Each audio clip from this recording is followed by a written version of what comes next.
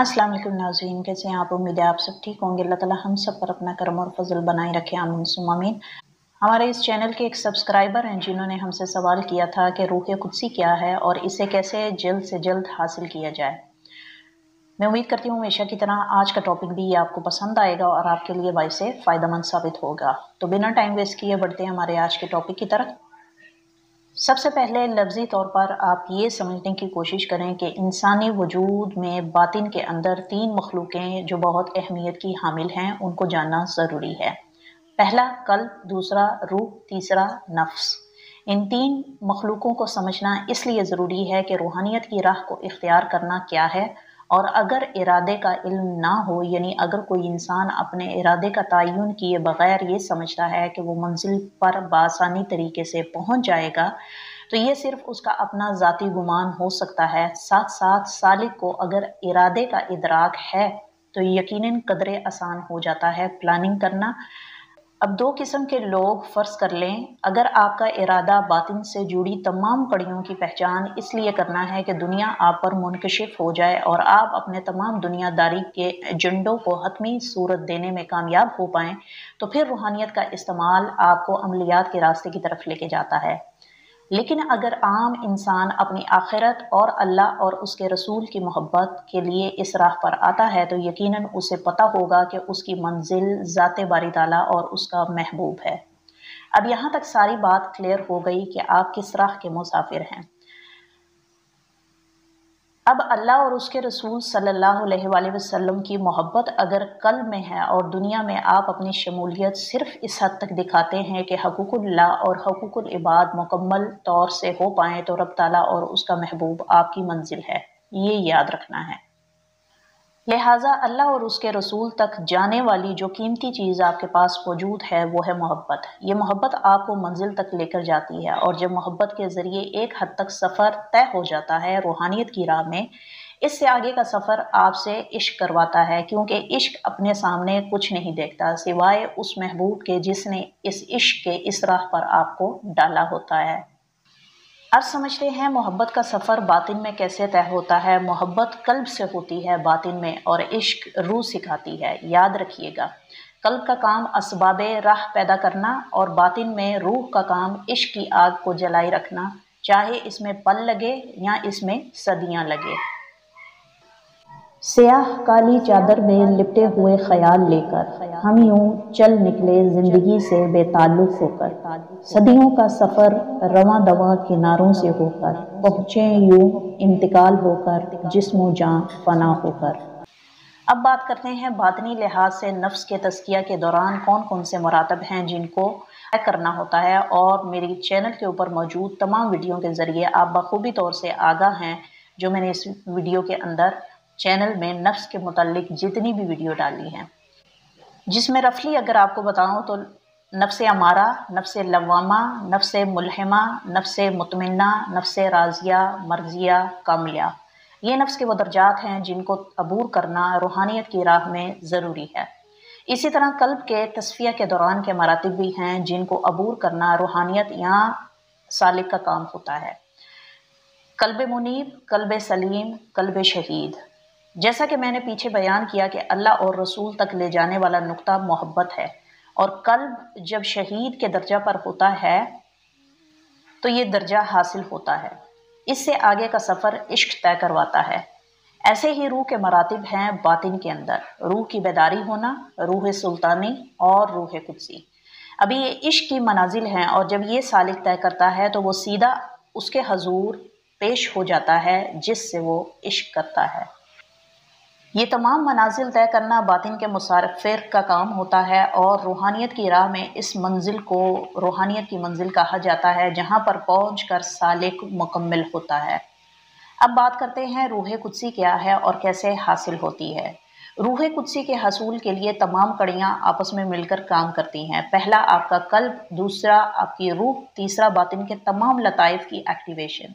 क्योंकि रूह कुदसी के मरातिब पर फाइज बंदा इल्म को हर तरफ से हासिल करता है, और ऐसे बंदे पर अल्लाह रब्बुल इज़्ज़त की तरफ से ख़ास इल्म अता होता है, और इस इल्म के ज़राए बातिन में आलम अमर, अम्बिया इकराम, औलिया अल्लाह, नेक अरवाह ذات باری تعالیٰ کی طرف سے علم لدنی، علم قدسی وغیرہ شامل ہیں۔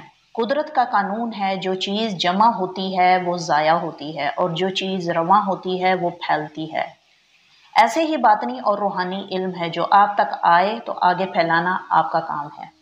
امید کرتی ہوں یہاں تک جتنی بھی معلومات انفرادی طور پر میں آپ کو دے پائی، سمجھنے کی وجہ بنی ہوگی۔ اب بات کرتے ہیں انفرادی طور پر بندہ کیسے اعمال زندگی اختیار کرے کہ باطن کا سفر جاری بھی رہے، جیسا کہ میں نے پیچھے بتایا کہ روح قدسی کے حصول کے لیے تمام کڑیاں آپس میں مل کر کام کرتی ہیں۔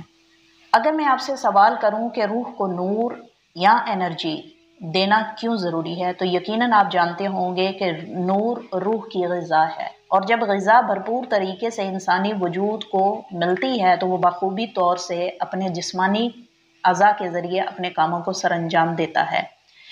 اسی طرح روح کی غذا کو مکمل طور سے اگر روح کو پہنچایا جائے تو روح کی پرواز بہترین طریقے سے ہوتی ہے، اور روح کی پرواز میں کوئی رکاوٹ نہ ہونے کی وجہ سے وہ علم کے موتی اور حضوری کے شرف سے بہترین طریقے سے فیض یاب ہوتی ہے۔ جیسا کہ میں نے بتایا کہ روح کا کام اپنے امر کی طرف لوٹنا ہے، نہ کہ دنیا میں پڑے رہنے سے دنیاوی امور انجام دینا۔ روح کا کام پرواز کرنا ہے، اڑان بھرنا ہے، نہ کہ خلق میں ڈوبے رہنا۔ روحانیت میں سالک اس روح کے ذریعے ملاقاتوں کے شرف حاصل کرتا ہے اور اصلاح اور فلاح پر کام کرتا ہے۔ مثلاً نفس انسانی دنیا میں رہ کر وہ کام کرے جس کی دین میں اجازت ہے، اور قلب کا کام محبت کے شجر کو پانی لگاتے رہنا یعنی نور دیتے رہنا، اور روح کا کام عالم امر تک پرواز کرنا، اور ہر چیز اپنے اپنے مدار میں سیر کوشاں ہے۔ باطن سے ملاقات کے ذرائع مراقبہ حضوری، عمل صالح اور عرفان روح ہے۔ نفس کی خواہشات پر قابو رکھنا، قلب سے نور پیدا ہونا، باطنی لطائف کی نگرانی بذریعہ روح ہونا، روح کا عرفان حاصل کرنا۔ انفرادی اعمال میں نفس کو تابع کرنا، قلب میں محبت، بے خوفی، بہادری، یقین کا سبق دینا۔ روح میں ملکوتی صفات کو پیدا کرنے کے لیے اعمال زندگی میں جو ان اعمال کو عمل میں لانے سے پیدا ہوتی ہیں: پہلا، قربانی کا جذبہ بلند ہونا، دوسرا، یقین باری تعالیٰ کمال ہونا، تیسرا، انحصار باری تعالیٰ پر ہونا۔ قربانی سے مراد یہاں پر یہ ہے کہ اعمال زندگی کرتے وقت بہت بار انسان اپنے حق تلفی نہیں کر پاتا۔ اگر کوئی چیز یا کوئی دنیاوی درجہ جو آپ کے حقوق کی نشاندہی کرواتا ہو، اور دین اور ہر انسان کے انفرادی حقوق کی گارنٹی دینا دین کا کام ہے، پر جب بندے کے طلب رب تعالیٰ کی ذات پر ہو تو حقوق کی قربانی دینا اس کے لیے مشکل نہیں ہوتا، کیونکہ یہ حقوق آپ کی انفرادی خواہشات کے پیچھے چھوڑ دیتا ہے، اور عشق کے سفر میں انسان اپنے حقوق کی پرواہ کیے بغیر منزل تک سفر جاری رکھتا ہے۔ دوسرا، یقین میں پختگی ہونا، کیونکہ یہ یقین رب تعالیٰ پر ہونے کی وجہ سے آپ کو کہیں کمزور ہونے نہیں دیتا۔ چاہے جیسے بھی حالات آئیں، انسان بندہ سالک اس قوت کے باعث وہ ہر شے کو وقتی سمجھ کر عشق کے سفر کو جاری رکھتا ہے۔ انحصار باری تعالیٰ ہونا، جب کچھ ہے ہی نہیں اور کچھ رہ ہی نہیں جانا تو پھر کیسے کسی انسان، جن، فرشتہ پر انحصار کیا جائے؟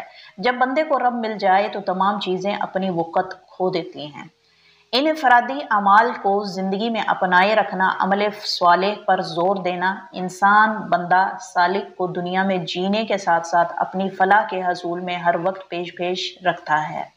اور جب یہ سب آپ کے پاس ہوتا ہے تو انسان میں تمام فیض حاصل کرنا، علم کے حصول کو جاری رہنا ضروری ہو جاتا ہے، کیونکہ اس کے پاس مطمئن نفس، شہید قلب اور امر روح موجود ہے، جو پرواز کرے تو حضوری کے منازل ایک پل میں طے کر لیتی ہے۔ تو ہم نے جانا کہ روح کے مراتب: روح کی بیداری ہونا یعنی روح کا امر کی طرف لوٹنا ہے، روح سلطانی یعنی روح کا اپنی حاکمیت اپنے باطن کے اوپر حاصل کرنا ہے، اور روح قدسی روح اللہ کا امر ہے، اور امر سے منسوب ہونا روح قدسی ہے، جہاں امر کو سبق عالم امر سے عطا ہوتا ہے۔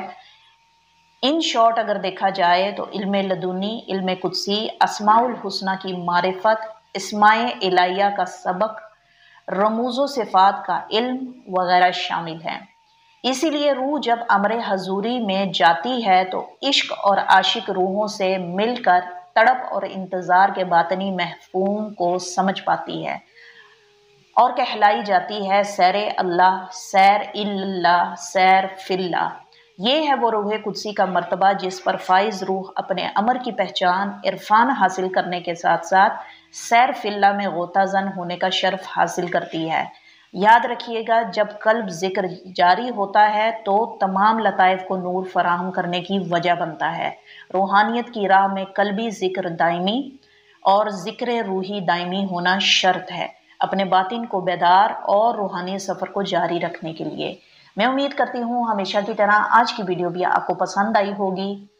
ملتے ہیں اگلی ویڈیو میں نئے ٹاپک کے ساتھ، تب تک کے لیے آپ سے اجازت چاہوں گی۔ اپنا خیال رکھیے گا، دعاؤں میں یاد رکھیے گا۔ ٹیک کیئر، اللہ حافظ۔